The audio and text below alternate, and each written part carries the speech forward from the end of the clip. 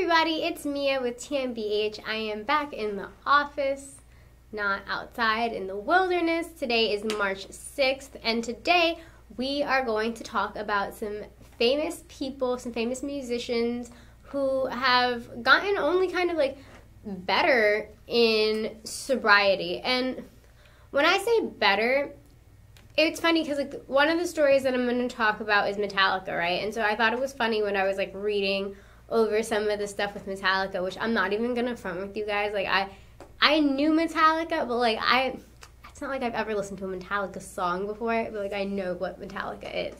So that's really sad. But I learned this. So anyway, what I read essentially was that the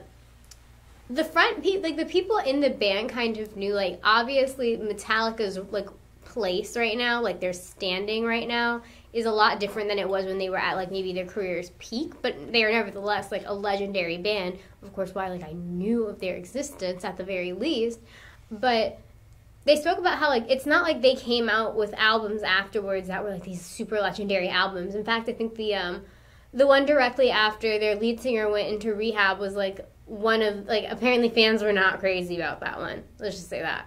And so even though it was like that, even then, it was still better because the people in the band were doing better. Like, they were actually, like, in the process of their own personal healing, and their music was coming from a much better place, a much healthier place.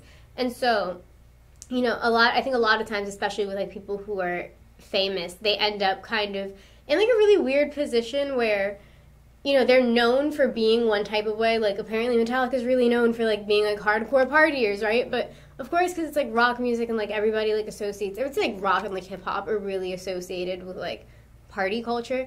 So, you know, they're associated with one thing, and then all of a sudden, like, they've got to, like, deal with, like, doing the same thing they did before, but, like, not like making the same music and being just as, like, cool and hip and whatever, but not doing the same things. And a lot of times, like, when you go through sobriety, like, they always say that it's, like, this life change that you do. Like, you have to change your life. And so you can't just, like, keep your music and your career stuck in the same place because your life has changed. So, like, you can't just, like, you know, be completely different except for, like, when it comes to work, you know? So, especially because, like, their job would lead a lot to, like, them doing drugs, right? So, for the other two, because I was reading about these different, like, bands or whatever. So, I learned about another band called Phish with the P. And that band was similar to Nine Inch Nails, right? Now, not in terms of their music. I actually know who Nine Inch Nails was. But Trent Reznor, who was the lead of Nine Inch Nails, like, both him and then the lead singer of Phish, whose name is Trey Anastasio, I think that's his name. So, like, they both came close to losing their families and losing the band. And so, for them, like, obviously drugs was not a good point for them. Like, it was a very low and terrible point for them. And fortunately for them, it does seem like it ended up working out. And a lot of the work and content that they've put out after sobriety is actually, like, pretty notable stuff, and it ended up leading to a really big positive change in the lives of Trent Reznor and Trey Anastasio.